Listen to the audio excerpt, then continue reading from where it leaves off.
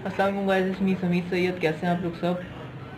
Lock down میں بہت ساری چیزیں اچھی بری بھی ہو رہی ہیں جیسے کہ، لیکن ایک اچھی چیز ہے، خاص اچھی چیز یہ ہوئی ہے کہ ارطغرل ڈرامہ ایک ریلیز کیا وہ بہت پہلے کا ڈرامہ چل رہا ہے یہ، لیکن پی ایم صاحب کے کہنے پہ یہاں کی عوام نے بہت اچھا رسپانس دیا، لیکن لوگ ابھی اس کو دیکھ رہے ہیں اس طریقے سے۔ کچھ لوگوں کو پتہ ہے کہ کیا چیز ہے، کچھ لوگوں کو یہ بھی نہیں پتہ کہ اس کا بیک گراؤنڈ کیا ہے، کچھ لوگ کو یہ نہیں پتا کہ ارطغرل غازی ہے کیا، اس کا بیک گراؤنڈ کیا ہے۔ تو اس لیے میں نے 5 to 6 منٹ کی ایک ویڈیو بنا کے لگائی ہے، وہ آپ لوگ دیکھیں جا تک۔ سلطنت عثمانیہ کے بانی اور اس کے پہلے حکمران سلطان عثمان غازی کے والد کا نام ہے ارطغرل غازی۔ ارطغرل کا تعلق ترک قبائل کی شاخ قانی قبیلے سے تھا اور ان کا خاندان بیگ یعنی سردار کہلاتا تھا۔ ان کے والد سلیمان شاہ تھے۔ ارطغرل غازی بہادر، نڈر، جنگجو، دلیر، ایماندار اور باروب شخص تھے۔ انہیں کی فتوحات کے باعث خلافت عثمانیہ کا قیام ممکن ہوا تھا، جس خلافت کی بنیاد پر تقریباً 600 سال تک ترکوں کی تلواروں نے امت مسلمہ کا دفاع کیا، اور اس کے ساتھ ساتھ مسجد نبوی، گنبد خضرا اور مسجد حرام کی جدید تعمیر، سیدنا امیر حمزہ رضی اللہ تعالیٰ عنہ کا مزار، مکہ مکرمہ تک ایک عظیم الشان نہر، آقائے دو جہاں صلی اللہ علیہ وسلم کے مزار پرانوار کے گرد سیسا پلائی دیوار، مکہ مکرمہ تک ٹرین منصوبے جیسے عظیم کارنامے سر انجام دیے۔ یہ خلافت 3 بر اعظموں پر پھیلی ہوئی تھی اور جنوب مشرقی یورپ، مشرق وسطی اور شمالی افریقہ کا بیشتر حصہ اس کے زیر نکی تھا۔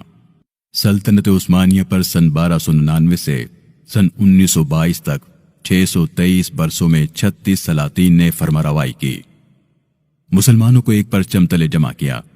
بلا شبہ یہ دور مسلمانوں کی عظمت اور عروج کا دور تھا۔ اس دور میں مسلمان جہاد کرتے رہے۔ یہودی اور صلیبی سلطنت عثمانیہ کی جاہ و جلال اور عظمت سے لرزاں رہتے تھے۔ اسلام کی سربلندی کی خاطر ارطغرل اور دیگر عثمانی سلاطین کی مجاہدانہ سرگرمیوں کی بنا پر عموماً ان کے ناموں کے ساتھ غازی کا لقب لگایا جاتا ہے۔ یہ وہ وقت تھا جب خلافت عباسیہ کا خاتمہ ہو چکا تھا۔ اس وقت تمام ترک قبیلوں کی صورت میں رہتے تھے۔ یہ تمام قبیلے خانہ بدوش تھے۔ یہ سفر کرتے اور جہاں سر سبز علاقہ دیکھتے وہیں پر آباد ہو جاتے۔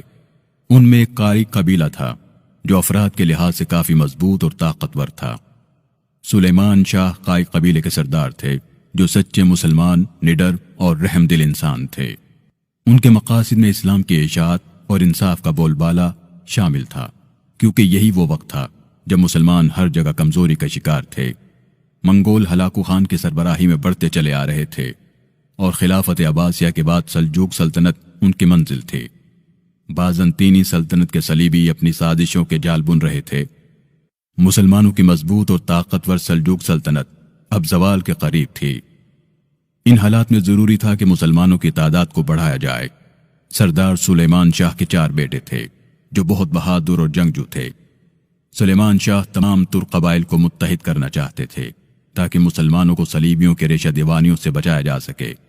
شام کے علاقے پر سلطان صلاح الدین ایوبی کے پوتے سلطان ملک العزیز ایوبی کی حکومت تھی، جبکہ اناطولیہ میں سلجوق سلطان علاء الدین کے اقباد کی حکومت تھی۔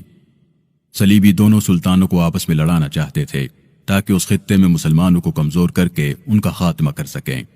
سردار سلیمان شاہ نے ان سازشوں کو ختم کرنے میں بہت بڑا کردار ادا کیا، جس کی وجہ سے ایوبی سلطان قائی قبیلے کے دوست بن گئے۔ سردار سلیمان شاہ کی وفات کے بعد ان کے بیٹے ارطغرل قائی قبیلے کے سردار بنے۔ وہ بہت ذہین اور بہترین جنگجو تھے۔ جہادی سوچ ورثے میں ملی تھی۔ انہوں نے سردار بننے کے بعد صلیبیوں کا ڈٹ کر مقابلہ کیا، ان کی سازشوں کو ناکام کیا اور ان کے مشہور قلعے قارۂ چاہ حصار کو فتح کیا۔ بہادری، شجاعت اور وفاداری کی وجہ سے سلطان علاء الدین کے اقباد نے ارطغرل غازی کو تمام آغوز قبائل کا سردار اعلیٰ اور اناطولیہ کے سرحدی علاقے جو بازنطین کے قریب تھے اس کا نگران بنا دیا۔ ارطغرل غازی نے منگولوں کا خاتمہ کرنے کے لیے فیصلہ کن جنگ کا ارادہ کیا، اور اس مقصد کے لیے منگول سلطان برقع خان جو مسلمان ہو چکے تھے اور مصر کے سلطان رکن الدین بیبرس کو آمادہ کیا، اور طے پایا کہ ایک بڑی فوج تیار کی جائے جس میں تمام ترک قبائل بھی شامل ہوں۔ اناطولیہ میں فیصلہ کن جنگ کا آغاز کیا گیا۔ اس جنگ میں منگولوں کو عبرتناک شکست ہوئی اور مسلمان فتح یاب ہوئے۔ شکست کے غم کی وجہ سے چند ماہ کے بعد ہلاکو خان مر گیا۔ غازی ارطغرل صلیبیوں اور منگولوں کو اس علاقے سے نکالنے میں کامیاب ہو گئے۔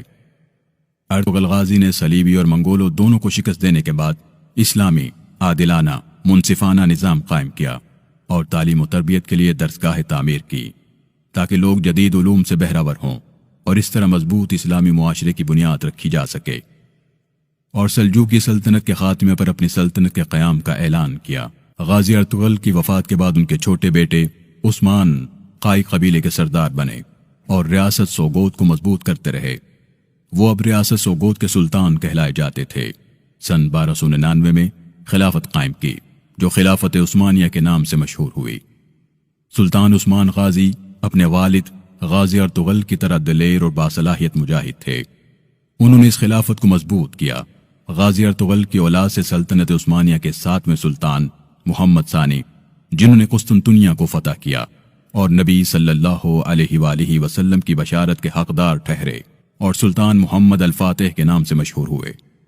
سوگوت کے علاقے، جس کے بارے میں کہا جاتا ہے کہ یہ ارطغرل کو سلجوق سلطان سے ملا تھا، وہاں ارطغرل کے نام کی ایک چھوٹی سی مسجد اور ایک مزار ہے، جس کے بارے میں کہا جاتا ہے کہ وہ ارطغرل کے بیٹے نے ان کے لیے بنائی تھی۔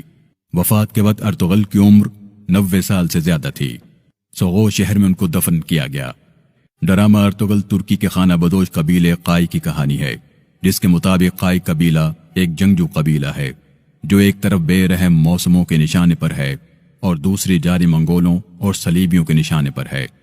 ہمت و جرت کی یہ عجیب داستان ہے کہ چرواہوں کا یہ خانہ بدوش قبیلہ جو جاڑے کے بے رحم موسم میں قحط سے بچنے کے لیے حلب کے امیر سے ایک زرخیز چرگاہ میں قیام پذیر ہونے کی اجازت مانگ رہا تھا، آگے چل کر ایک ایسی عظیم سلطنت کی بنیاد رکھ دیتا ہے جو 800 سال قائم رہتی ہے۔ وہ منگولوں سے بھی لڑتا ہے اور صلیبیوں سے بھی۔ وہ اوغوز ترک قبائل کو یوں ایک لڑی میں سمو دیتا ہے کہ پھر چرواہوں کے اس قبیلے کی ایک اپنی سلطنت ہوتی ہے، اور ارطغرل کا بیٹا عثمان اس سلطنت عثمانیہ کا پہلا بادشاہ ہوتا ہے۔ نیو یارک ٹائم نے دریلس ارطغرل کو سافٹ بم اور نوجوانوں کو جہاد اور شدت پسندی کی طرف ترغیب دینے والا قرار دیا ہے۔ 80 سے زائد زبانوں میں ترجمہ کر کے کروڑوں کی تعداد میں پوری دنیا میں لوگ دیکھ چکے ہیں۔